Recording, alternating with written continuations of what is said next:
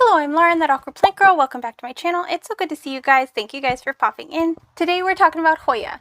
I brought most of my Hoya collection outside for the summertime, about a month and a half here in the Pacific Northwest.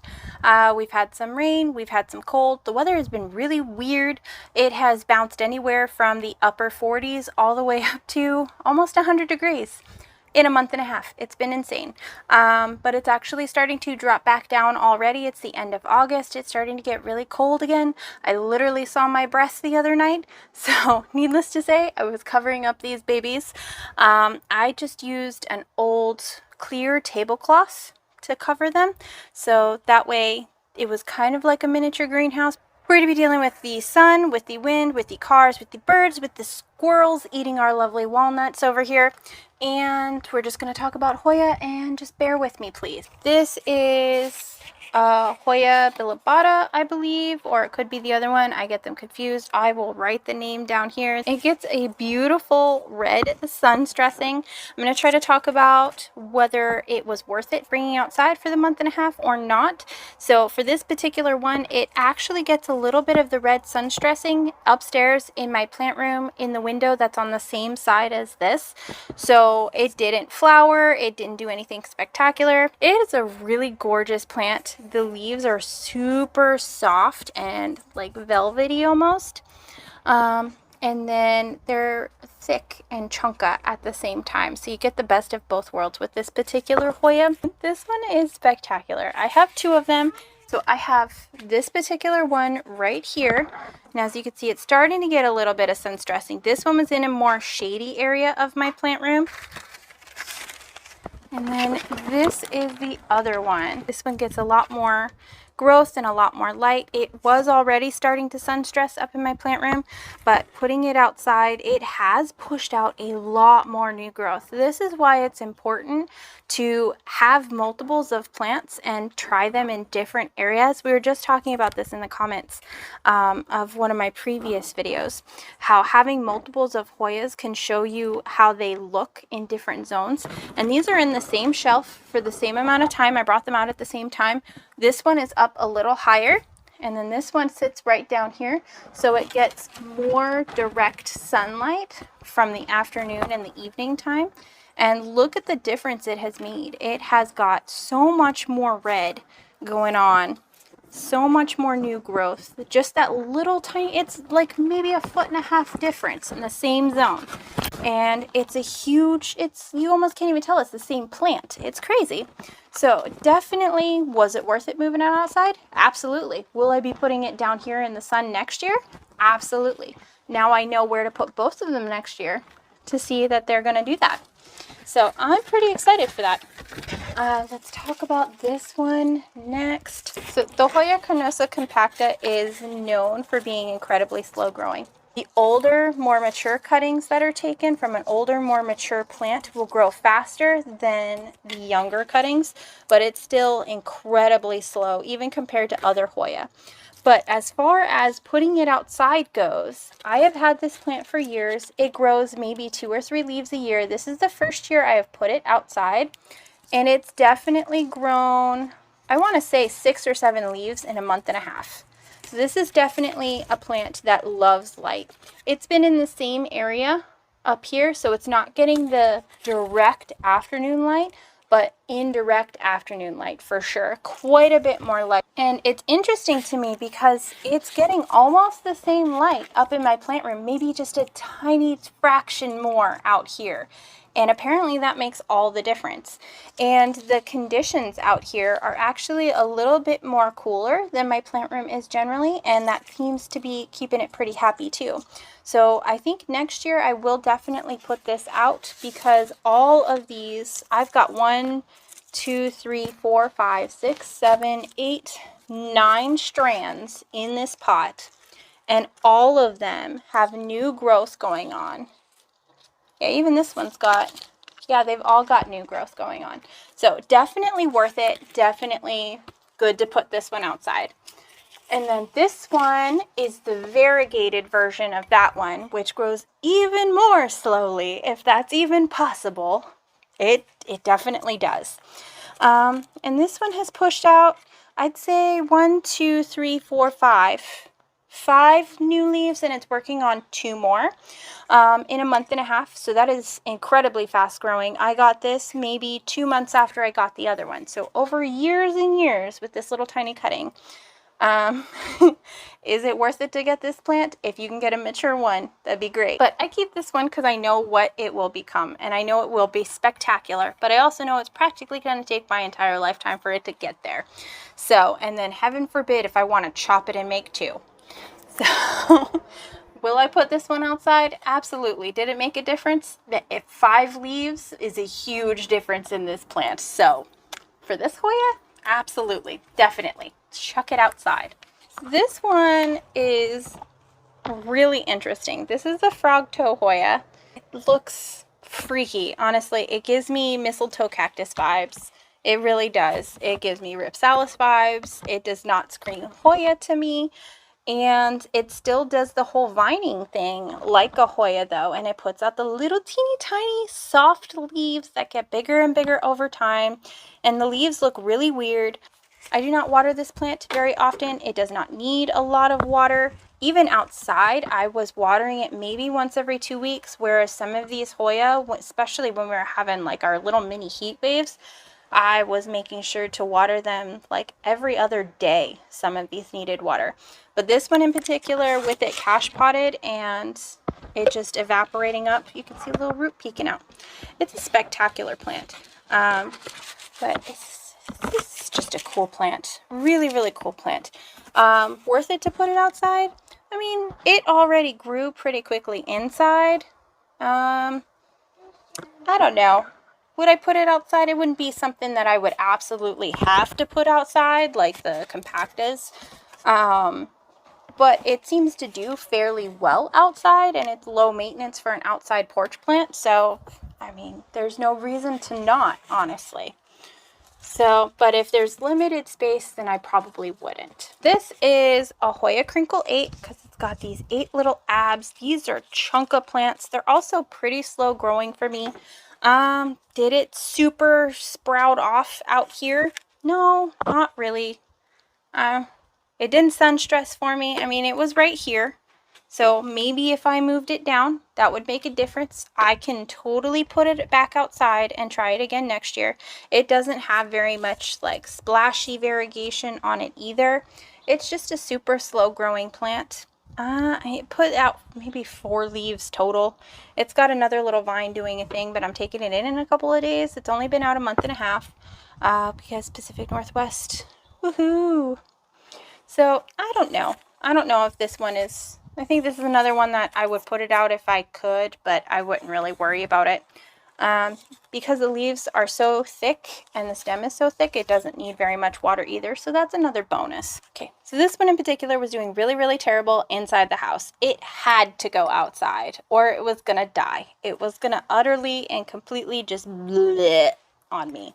So putting it outside has made it absolutely beautiful. It's had a lot of beautiful new leaves come in. It's definitely made a super huge comeback. It's still struggling with a little bit of rust. I'm still spraying it with the copper fungicide and we're working through it. It's getting there. It's starting to look better, which is great. But would I put this one outside next year? Absolutely, because I don't think that, I'm not even sure it's going to make it the winter time. I'm going to have to give it some really good grow light to make this work. I would absolutely put this outside again next year though. In fact, I'll put it out as soon as I possibly can next year. I'll jump on that. This beauty is a Hoya Crimson Queen, and you can tell because the queen wears the crown. It puts out these beautiful pink leaves that will eventually die, but it comes in with beautiful purple and pink vines sometimes when it's getting enough light. Does it need to be outside? No, it does not need to be outside. Did I super benefit from putting it outside? I mean, it grew maybe a foot, so, but it's a fast growing Hoya compared to the others. So, and it didn't really sun stress enough. In fact, it sunburnt more than it sun stressed, even though I had it up here in the lower lighted area comparatively. So I don't know that I would put this one back outside. You can see the sunburn here. sunburn here, sunburn here. I think I might have lost more than I gained, honestly, with this particular plant by putting it outside. It probably would have done better up in my plant room with the higher heat and the lower light and the higher humidity. So I think next year, this one in particular, I would actually keep inside. I wouldn't put this one outside. I have similar feelings for this one, which is the Hoya Crimson Princess, which Hoya carnosa Crimson Princess is a relative, of course. And you can see that all the variegation is on the inside. So it wears the dress like a princess. And this one was already pretty large when I put it outside. It was struggling in the winter light a little bit, so I definitely needed to get it light, which is why I brought it outside. It was directly under a grow light in there, and I think if I had just doubled up the grow lights and left it inside, it probably would have done better. All of the new growth that I got basically burnt, so I think if I do put it outside next year, I would put it on my northern porch instead of my western facing porch. If you guys have been on this channel for a while, you know I rave about the Hoya pubicalix. This is a Hoya pubicalix. It is a cutting from my indoor one, and I just tucked it in here. It's a little, the pot just broke. It's a little pot just clearly falling apart. Okay, these little cheap white Amazon pots are not doing it. And it needs a repot. It's doing a spectacular job in this plant, though, or in this pot. The pot's just falling apart. So, but getting back on track, this grew spectacularly well. Grew this whole entire vine, and you can see it's got some new growth coming in up here, but it's not doing anything I wouldn't normally do in my plant room. It's not giving like extra super spectacular, super sun-stressed leaves or anything like that. It didn't bloom for me. It just, yeah, I mean, I put this one outside because I left my other one inside, all up vined on my wall with the little push pins. You guys have seen that one before, but I wanted to see what this would do outside compared to the other Hoya. And honestly, I would not take down my one that I have in there and bring it outside. It's not worth it. This one I'll probably move back outside again just to keep experimenting with. But that one, it's not worth it. To have to unpin it or unhook it and haul it out here, nope, not worth it. It just didn't grow enough and didn't sun stress enough and didn't do enough for me. And I know a month and a half is a really limited amount of time, especially for Hoya when they're little and slow growing and whatnot. But this cutting is about 2 years old, maybe a year and a half. And it could have done more, honestly. It really, you disappoint me. It really could have done more. So, worth it to haul it outside? I don't think so. I really don't think so. Taking up valuable limited outside space when it could have stayed inside? Yeah, it could have just stayed inside. Okay, this particular one is really, really cool, really pretty. It got left in a terrarium and it dried out. And it lost a lot of leaves, and I'm sorry, Cookie, because I know you gave this one to me, and I don't remember the name of it. It needs love. I'm trying to give it the love. I really am.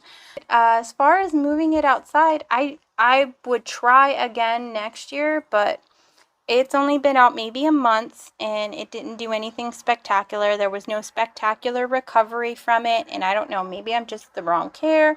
Maybe it wasn't getting enough water. Maybe I'm still learning this one. So that could be just on me, not just on the lighting out here.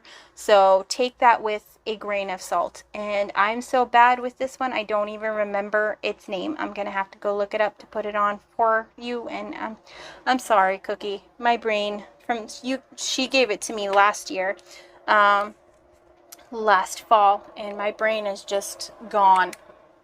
Losing a couple of leaves here. And then this one is Hoya sigillatus, which is so cool. I actually got this from our local farmer's market earlier this year. It came with spider mites. Like, that lady always has spider mites. So hopefully she doesn't follow my channel and be insulted. I'm sorry if you do. But the plants are always so spectacular that I always get them anyway, and I just keep them separated from my other plants, or just succumb to the fact that I'm probably going to have spider mites all winter. It's just how it is. But I kept it in a terrarium to keep it separate from the others because it did have spider mites. And it did fairly well. It super rooted and then gave me a bunch of roots in the high humidity and not very many leaves. So I was hoping maybe when it came out here, it was going to give me more leaves. It was not giving me new leaves, and the roots all just dried up. So I think it needs a higher humidity than what I have out here in the Pacific Northwest, or what I was getting in the sun and whatnot. Putting it outside, I'll try again next year. I know the sun stressing can get really, really cool on these, but it might just do better inside. Some plants are just inside plants, and that's okay, or not meant to be outside in my conditions. This is a Hoya Lisa. And it is spectacular and beautiful, and I had gotten one in a little 2-inch pot years ago, and it promptly died. It never survived that summer, unfortunately, but they get very beautiful pink and red sun stressing, and I just got this one earlier this year from our local thrift store, actually, so I was really thrilled to find it. It was only $10. Super, super beautiful plant, and huge, an amazing price.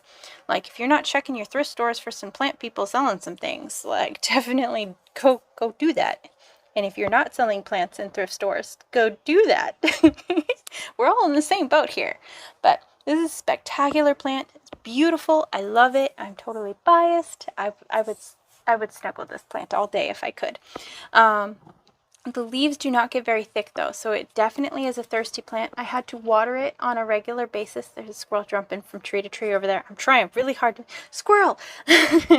Trying really hard to focus here.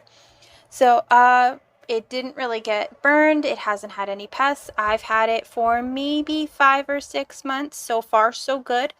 It did well outside, but I wouldn't say that it did spectacularly well. It didn't shoot up and explode all over the place, but I don't know how rooted it was when I first got it. I know that it had some new growth. Basically this whole little bit here where it's like maybe 1, 2, 3, 4, 5, 6, 7 leaves, maybe like 1 or 2 new leaves down here. I'll put it outside, and this one is a maybe. I'll put it outside next year and we'll see how that goes. But if you don't have this plant, make it a priority because it's fabulous. Like I purchased it again after killing it the first time because I needed it, and it's so beautiful. Hoya Croniana Super Silver. So I put this one outside hoping that it would get super silver. It was in a terrarium. I put it outside. I was thinking that it would get super splashy, maybe some new growth, adjust over time. Everything just dried off. It did not like that shift at all. And it did not get any sun stressing or splashing or anything. So far for me, this is a no, but this is another one that I got either from the farmer's market or the thrift store earlier this year. I haven't had it more than 6 or 7 months, honestly. So, it's pretty. I'm excited for that super silver unless this tag is lying to me. So, but we'll see. I mean, it has potential to be absolutely beautiful. This is a Hoya Wayetii, and I have had this thing for years. It has been the slowest growing plant, almost as slow as my Hoya compacta, and it has just popped off this year. It started the sun stressing inside the house, and then when I moved it outside, it just got better and better. It's pushed out a whole bunch of new growth since it came out here, and I would have to say 10 out of 10. Definitely this one is going outside next year for sure. The Hoya obovata. It does spectacularly well inside. Outside, not so much. Dried out super quick, constantly. Did not sun stress. Pushed out new growth, but it pushes out new growth inside all the time, so I didn't really see too much of a difference, honestly. I was hopeful, but it did not meet my hopes and dreams and expectations of this plant, especially since it does so well inside. So this is another one that I don't think that I would put on this particular porch again. Maybe repot it in a bigger pot, do a self-watering pot, stick it on the north porch, I think would be my plan. So Lauren, for next year, make a note of what to do with this plant. This was one of my all-time favorite Hoyas when it was in a terrarium tank directly under a grow light. It sun stressed so beautifully, it grew so quickly, it just went all over the dang place, and it was huge, and I loved it, and it was amazing. And then it got so big in the terrarium tank that I took it out because it was giving me ginormous freaking leaves. I've actually lost it. The leaf a little bit bigger than this, so I took it out, and I thought it was going to be fine. I thought it would adapt. It's been out of the tank for over a year now, and it's just this piddly little thing. So I think I'm just going to take cuttings of it and put it in my new tank and regrow it. And as for keeping it outside, like I thought maybe the lighting conditions would be good. I put it in the self-watering planter. It had good humidity. I had it up top up here, so it wasn't getting super direct light. So as for moving this outside, no, not so much. I don't think I'll bother next year. High humidity terrarium, leaving it alone.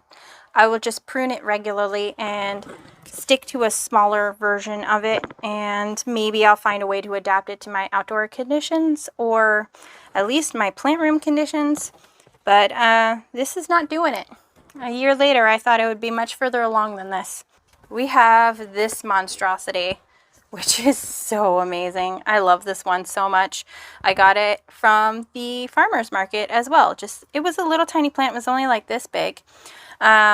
I stuck it in here. I did not repot it or anything. I didn't even put it in a terrarium or anything. I just stuck it in here, stuck the pole, and it went crazy. I think it was maybe about here, maybe right around here, I guess, when I first put it outside for the summer. I don't know, but there were vines all over the place, not as many leaves, but this is spectacular. Spectacular plant. Fast growing, did super well inside, moved it outside, did even more well. I'm kind of scared to move it outside again next year because I may not have room for it when it comes in if we get an actual real summer instead of like this month and a half nonsense we got this year. So definitely putting this one outside again though. So 10 out of 10 recommend on this one. Even if like you just get a little baby version of this, stick it outside. It'll go crazy. It's so pretty. So cool. And I'm going to let you go. Thank you so much for watching, and I will see you in the next one. Bye.